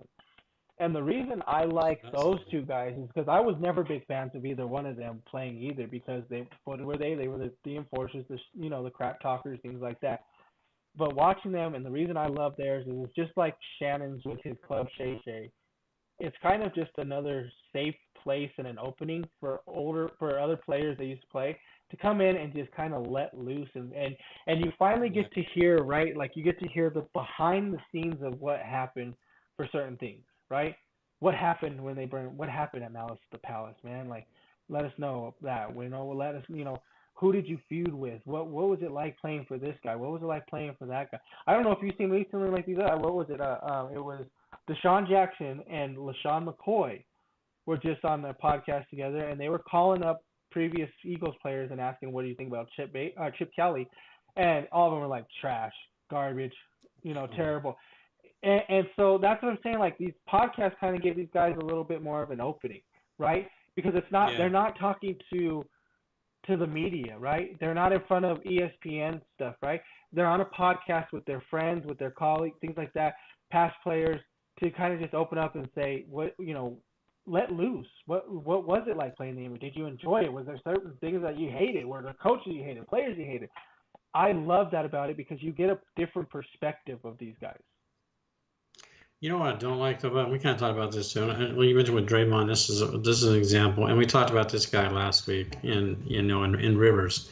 I think some of these individuals, and obviously it's not with everybody, but I can cite these two as an example. When you give them a particular platform, whether it's Draymond with his podcast or it's Rivers sitting at an ESPN desk surrounded by some other people calling out, Kimberly Martin, basically just calling her, again, because what we talked about last week, challenging this idea that, basketball players can play in the NFL, that type of thing. And here's a guy who his career at best was mediocre. Yeah. He was never anything above average. And he's sitting there talking like he knows everything about everything. He doesn't know anything about anything. But yet he's got this platform that's even greater than not necessarily greater than a podcast, because podcasts, their ability to reach the masses is insane. But I get that with Draymond too, and I see it with a couple others too. And it's the thing. I don't see it with Redick in that it's gone to his head per se. I think he's a knowledgeable guy. I think sometimes he speaks without thinking. But Draymond, I believe, a lot of times does it almost out of human nature with this guy. Just this is who he is, to just spout off and sound stupid sometimes. And here you get it with Rivers, talking about this ridiculousness. And sometimes I think we're allowing athletes too much of a platform to speak, because they don't understand how to handle it. Now, the guys that we've talked about tonight, you're talking about, that I've seen too, I think they're brilliant. I think Gilbert and his show, and I love when Kenyon is on the show. I'd give Kenyon, I don't know if he has one, I'd give Kenyon Martin his own freaking show and let him just start bringing in people, because I love this guy. He'll literally put it out there. It doesn't care what you think. Let's go. You suck. You don't. I'd beat your ass. Whatever. This is what I like to hear, like you're talking about, bud. Just let them get out there and say what they think. I mean, stop being politically correct about everything. Oh yeah, I mean, he ripped George Karl for when he called Carmelo Anthony overrated.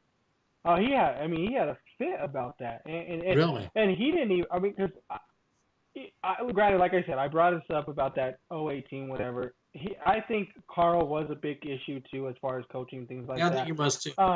But at the same time, they just did not like this guy as a coach. They did not like him at all, and I totally agree with the whole overrated thing. I mean, I'm sorry, but if you can tell me, name me 5 other players better than Melo in the whole entire Denver Nuggets organization, then let me know. But yeah. I can't think of I can think of a couple. Obviously, you're gonna obviously Jokic, English, those are top tier players, right? But Melo's up there. I mean, Melo has to be. There's nobody else other than those two when you're talking about David Thompson, maybe another one, right? And that's still only 3, right? So who else that is top tier? Like I get it. There's players that have played for us for a while, that are loyal, and but you can't put Mutombo up there. Maybe Mutombo is top 5, but he's not better than Melo. Okay, no. Kenyon was not better. Chauncey was not better. AI was not better when he got here. You know what I mean? Murray is not better than Melo right now either. So I get it. They had a championship, whatever you want to say, but none of these guys on this team, other than Jokic, Alex English, David Thompson. Okay, if you want to argue any of those 3, that's fine. I will stop there. But there's nobody better than Melo on this team. So how can you sit there and say for a whole entire organization, the guy is top 5 no matter what, probably top 3, I would say, because I could even put him over maybe in English rather than and have Thompson and Jokic up there. He's probably maybe number 2 on the list. How are you going to tell me he's overrated? That's ridiculous. He brought the team out of the gutter. The team was won like 18 games the year before he was drafted? And Yeah. and he gets to a point where he gets into the Western Conference Final. Had he not ran into Kobe, he would have probably got in the finals. He would have made a Yeah. finals. But he ran into Kobe, just like everybody else in the '90s, right? What happens to these other teams that everybody talks about that didn't make it? The Knicks or the Pacers. Well, what happened? We ran into Jordan. The Jazz. Why didn't you guys ever win? We ran into Jordan. It's the same thing with some of these players that played in that era of the 2000s. Well, what happened? Why did you get there? Ran into Kobe. It's the same thing. So had he not, he probably would have won one. He probably no. I mean, I don't know if he'd have won one. Maybe, I don't know. Kobe went on to win with a less team than what the Well, Nuggets had. I think Carl failed himself too. He did it in Seattle. I mean, obviously it carried over. I mean, he had success with both organizations, but at the end of the day, you weren't able to do what you were supposed or expected to do. He And lost after to the the Nuggets, Nuggets as a #1 seed when we were the 8th exactly. seed. Yeah, see, and it never carried over even with the Nuggets, you know. So I thought he was a good coach, but to me, he was never a Doug Moe if you're talking from a Nuggets perspective. Just from a fan base of the Nuggets, he wasn't Doug Moe to me. He never was, never would be. Yeah. He was a good coach, and I don't even see Malone as that. I really don't. If you asked me who would I take, and a lot of people don't understand, they don't know Doug Moe. They're not familiar, and I understand that. But if somebody asked me, who would you want? Would you want Malone or would you want Doug Moe? I'd take Doug Moe. I Oh would. I yeah. think Doug Moe was a better motivator. I think he was more player oriented, and he didn't cater to a whole lot. And then, again, it was a different era, different decade. Yeah. Coaches, you didn't have to cater to anybody like they do now. But that's the point. We're getting back to that now, where coaches, they don't coach, they cater half the time. And that's just where it's at, like you said, but it's a different league, it's a different time. Um, but that's again, but that's kind of like, see, when you're telling me Kenyon he'll even call out an old coach Yeah. for coaching failures. Why? That's because he's not afraid to speak his mind. He doesn't have to Absolutely. care. Oh, But he's being, absolutely. yeah. And how would you not like that? How would you not respect that? How would you not want to watch that? I'm with you. I'm with you on that for sure. But we'll see how it goes. Well, Mike, I was gonna bring up this because kind of one of our last topics of the night, but I know we kind of want to bring up a little bit because we haven't talked as much yet about her and what's been kind of going on. And it seems like Caitlin Clark's been getting a lot of criticism recently, right? About just not maybe stepping up more. The team was winless up until last night. But to me, I think we got to kind of pump the brakes a little bit on this criticism for her, right? I mean, when did somebody, when did when did somebody this as a rookie get this much pressure put onto them, and all of a sudden, when is it coming from the WNBA? Like, this is crazy, insane about how much pressure here is. Just a year or two ago, the WNBA wasn't even thought of by a lot of people, right? And now all of a sudden, it's well, where's Caitlin? What is she Do you doing? How come know? she's not performing the way she is yet? Pump the brakes a little, guys, right? Yeah. Do you know that throughout both leagues, WNBA and NBA, with girls and boys, Caitlin Clark has the #1 selling jersey in the country. It doesn't This surprise me. is both leagues, folks. It's not just women's league, it's both Oh, I leagues. bet. And here's the thing else that we were talking about, but I thought about it even more after we texted about it. Do you don't understand? Do you not understand? Because I mentioned this in one of our podcasts. I didn't realize when they lost, after they lost to South Carolina, that the draft was coming up that quick. I lost track of this. Oh yeah, it was I quick. lost track of this. And so here she is getting drafted, and here they are, like, I don't know, it seemed like 2 weeks later, playing their first preseason Yep, game. exactly. Yeah. And so, do you understand that this girl, and not to make excuses, because a lot of athletes do this. That's what they choose to do. So I get it. You can have the criticism. She opted for this. I get it. But you're talking about a girl who's advanced deep into the playoffs in college basketball, in the tournament every year that she's been there, basically. And if we use this year as an example, obviously made it to the championship game. And all the attention and all the requirements, the expectations, the appointments that she has to agree to, whether it's to meet the fans or do this or do that, aside from all the stuff that goes on the court, and now you're talking about she's got to start getting ready for the Olympics. She's just coming off of this extended basketball season. Now she's jumping right into the WNBA. And if you listen to her speak, she hasn't offered up this as an excuse. She'll tell you that, yeah, I'm a little bit tired. I've had a busy year. Well, come on, folks. I mean, like Bud's saying, yeah, I think we pumped the brakes on this a little bit. I mean, give this person a chance just to settle in. First year's can be tough for a lot of people. Michael Jordan didn't have this That's much exposure exactly when he what I'm came going to. to say right here, Mike. Jordan didn't start his career off. LeBron didn't start his career off right. Elway had a terrible start to his career Oh here my in Denver, goodness. right? It happens Awful. in all kinds of sports everywhere, right? I mean, not all players come out and just start going nuts, right? Give her a little bit of time. The other thing for me is, I'm sorry, but they also have another past number one pick in Aaliyah Boston who plays on that team.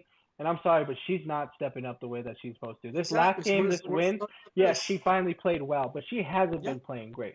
She needs that little bit of help. And yes, I get, guys, we have to understand too, like, just because this is the WNBA and not everybody is accustomed to the game and this and that, it's just the same way that it goes in the NBA, right? And it's the same thing. In high school, you're the best player out there, right? You're out there, I'm sure same thing with her. She's the best player, hands down. Nobody can touch her. Boom. Goes into college, you get knocked down a little bit, right? You got to get back up a little bit. Oh, this is college game. It's a little bit faster now, a little bit better players, bigger players. Okay, I'm going to get accustomed. But at the end, became the best player, right? Same thing going to WNBA. These players, this is the highest they can get right now. There's no bigger stage. It's professional women's basketball right here. So these players are great. These are Hall of Fame players. Some of them are going against Brianna Stewart, the Yes. Diana Taurasi's, This is the Asia cream of the Wilson. crop. These are the top tier players. This is her first time playing. She's 6 games in? Let her get used to this, right? You guys just think that she's playing You the do same understand sport that. over. She's not playing at Iowa. She's not playing in the Big Ten anymore, guys. She's playing in professional women's basketball right now.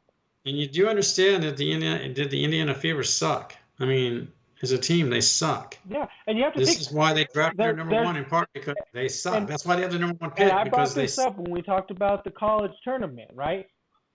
Her teammates around her. Iowa was a very good team, also a very good coach. This may show why Iowa is such a good team, and maybe they don't suffer as much with Caitlin being gone. Obviously, you do take that's a huge hit losing anybody like that.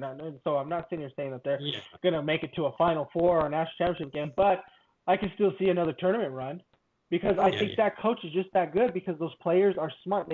She had a great game plan for them. They knew how to run it. That's why they were good. She's getting to this is a whole new team. She's in a new area. She's got brand new players with her, new coaching scheme. She has to learn all that stuff too. This isn't just set up for her to say, okay, Caitlin, just bring the ball up and just do whatever the hell you want, get some throws in, make some assists, shoot the ball. That's not how this works right now, right? This is professional ball. You're going to learn to play the right way. You're going to play with teammates. You're going to follow the game plan, this and that. And yes, you'll get your time to shine, but right now it's not it. She's not shining right now, and that's okay. She had a great opening. It's not like she's tanking these games or anything. She's still playing well, but also the team's not great.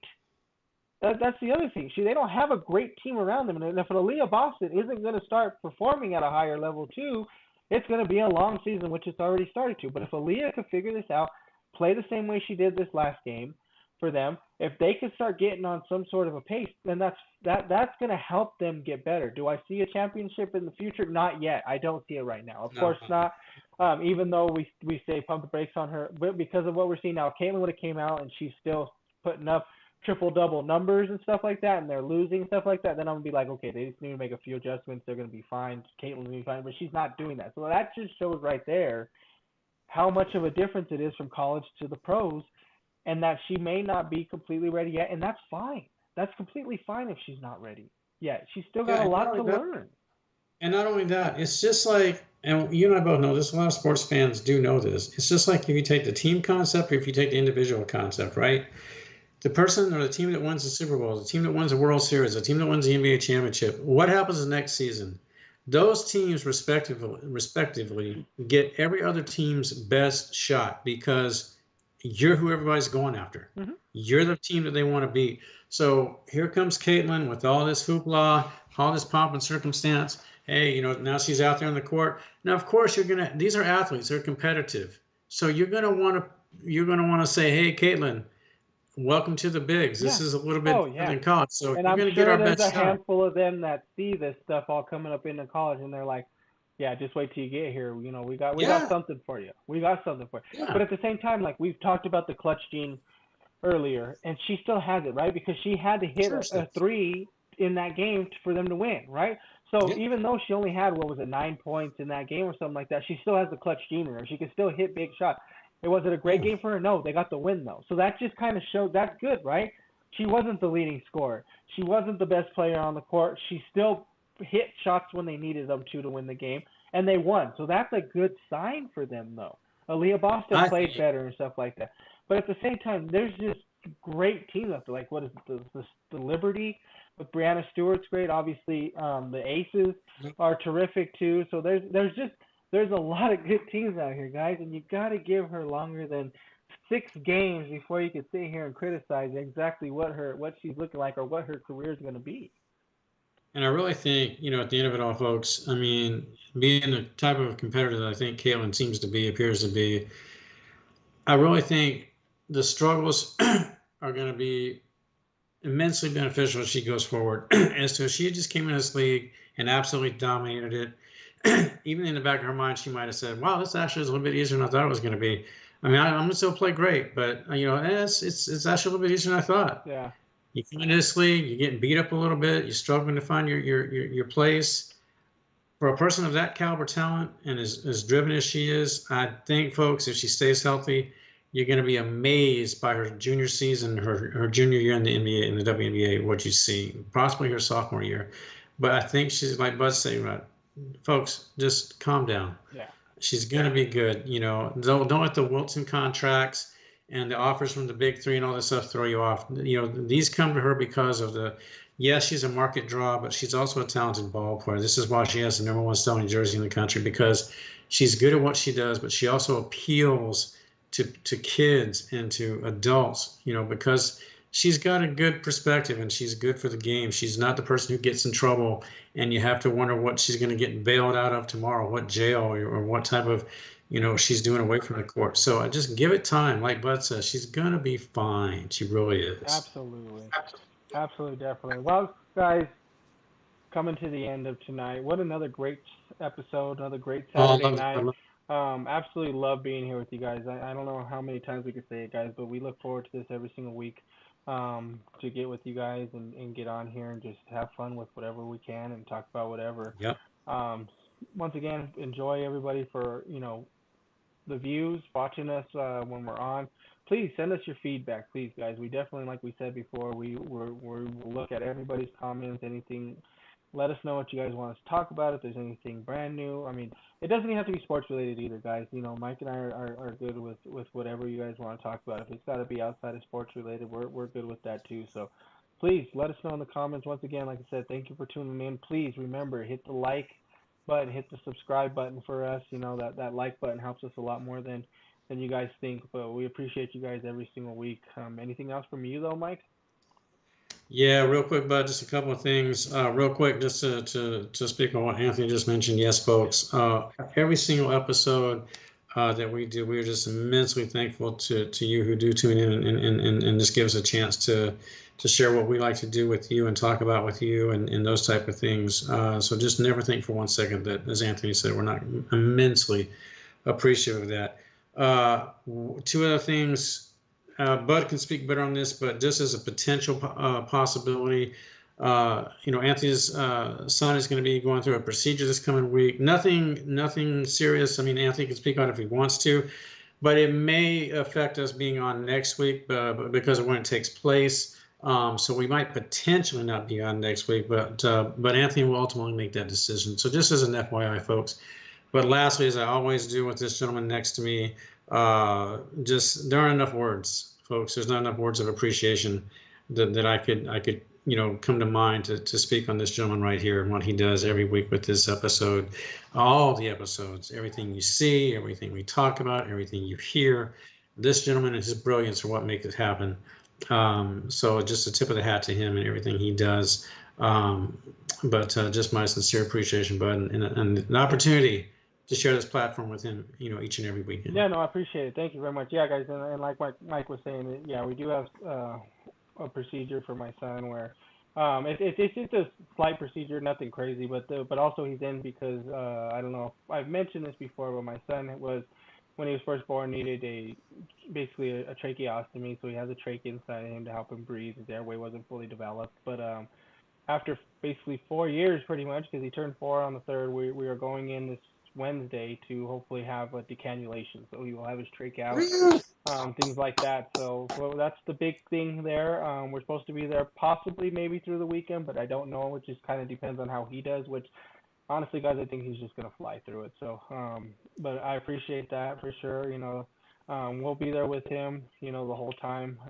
Whether it be me or my wife, one of the two, will be there with him the whole time. But it's a big thing for him. It's mostly the biggest thing is all for him. It's not for any of us. He's been doing this his whole entire life, fighting through all this, and it's finally time for him to, I think, get this over with, get it done for him because he's ready. He keeps telling us all the time he's ready for this. So yeah, so I mean, it's just maybe thoughts and prayers for us. Wednesday was the day we go in for all that stuff to get it done, and if we're good and we're out, then definitely, guys, you'll see us here Saturday, and then maybe we'll talk about it and let you guys know how everything goes. But as of right now, it's kind of up in the air. But we'll keep you guys updated and let you guys know if anything changes and if we will be on. But as of right now, I would say let's push for us being on, guys. Let's wait for us for next weekend. We'll be ready to go with some more exciting stuff for you guys. We'll try to get into a little bit more other things, and we'll definitely have a top 10 for you guys next week for sure on this one. So Yeah, we're also going to be talking snail racing and turtle tossing. there you So go. those are going to be Turtle tossing. That's yeah, a little it's scary. it's a new sport. It's taking the country by storm. At least that's what I hear. At least in my Well, there imagination. you go. There you go, guys. Look forward to turtle tossing the next time we're on here. But once again, guys, thank you for everything. You guys have a good rest of the weekend. Please enjoy this holiday Happy weekend. Memorial Happy Day. Memorial Day, everybody. Like I said, please Stay enjoy the safe. weekend. Stay safe out there, people.